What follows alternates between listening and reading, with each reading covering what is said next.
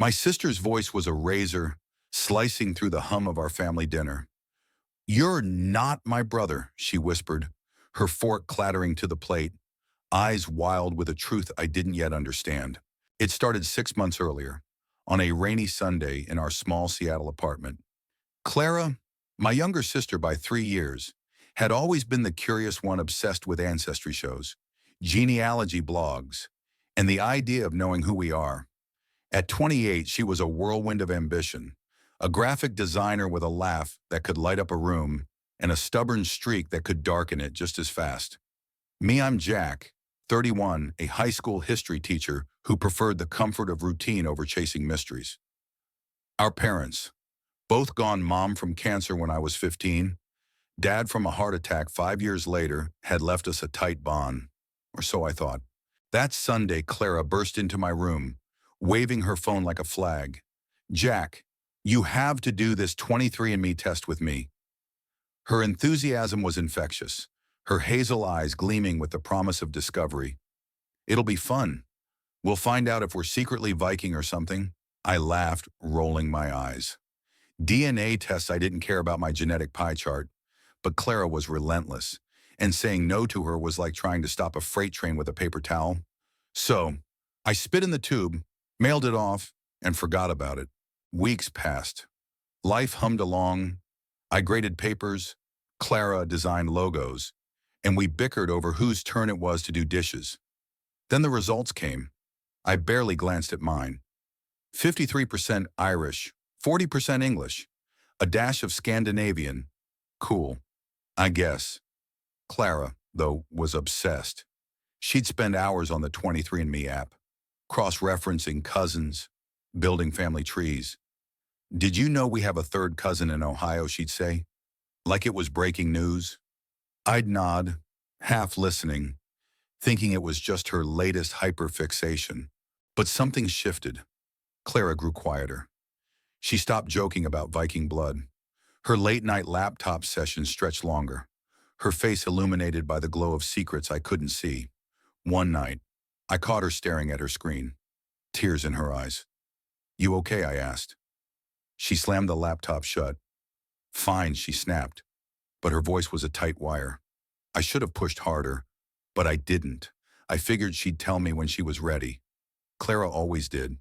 Then came the dinner.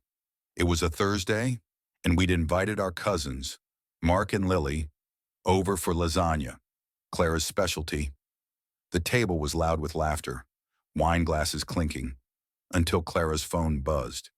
She glanced at it, and her face drained of color. She excused herself, then returned with a look I'd never seen, part fury, part fear. "Jack," she said, her voice low, "we need to talk. Now." In the kitchen, she held up a piece of paper, her hands shaking. "The DNA results. They say we're not full siblings." Her words hit like a punch. I laughed, thinking it was a glitch. "Clara, that's ridiculous. We grew up together. Same parents, same house." But her eyes didn't waver. "You're only my half-brother," she said, voice breaking. "Same mom, different dad." I froze. The room spun.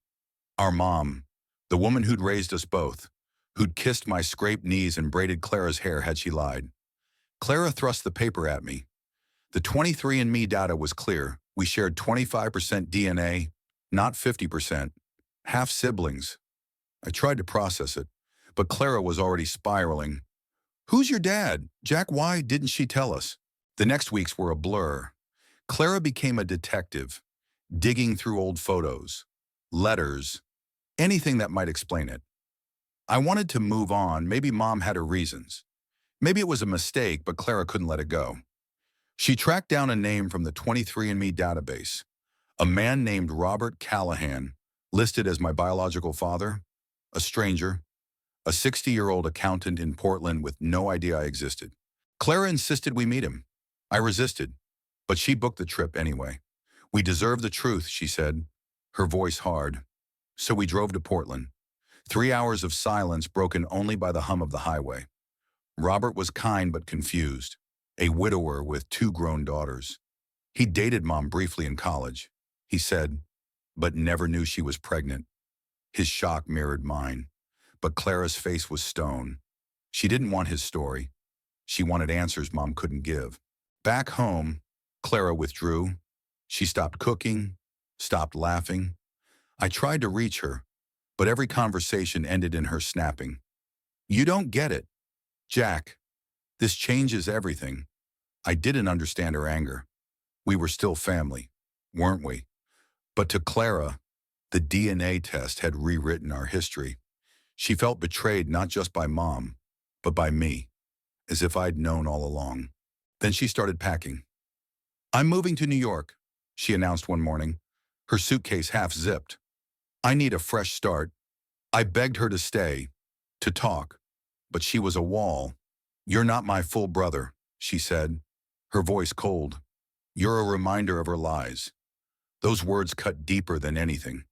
I wasn't just losing my sister. I was losing the only family I had left.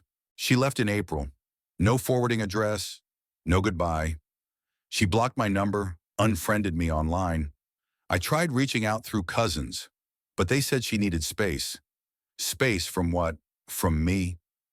From the truth, I was left with a hollow apartment and a DNA test I wished I'd never taken. Months passed. I reached out to Robert again, hoping to understand. He welcomed me, shared stories of his life, but it wasn't the same. He wasn't Dad.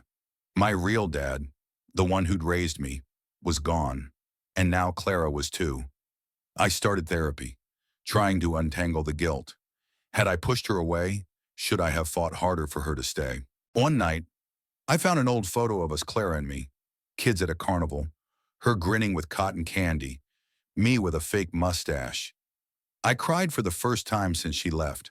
The photo reminded me of what we'd had, not just blood, but memories, fights, laughter. I mailed it to her new address, one I'd found through a mutual friend, with a note, we're still family. I'm here when you're ready. She didn't reply, but last week, a package arrived. Inside was the photo, framed, with a post-it note in Clara's handwriting. I'm trying. It wasn't much, but it was something, a crack in the wall she'd built. This story isn't about DNA or tests. It's about what family means when the truth shakes its foundation. Clara's search for answers tore us apart, but I hold on to hope that love the kind built on years, not genes, can bring us back. What would you do if a test rewrote your family? Share your thoughts on truth, trust, and what makes a bond unbreakable.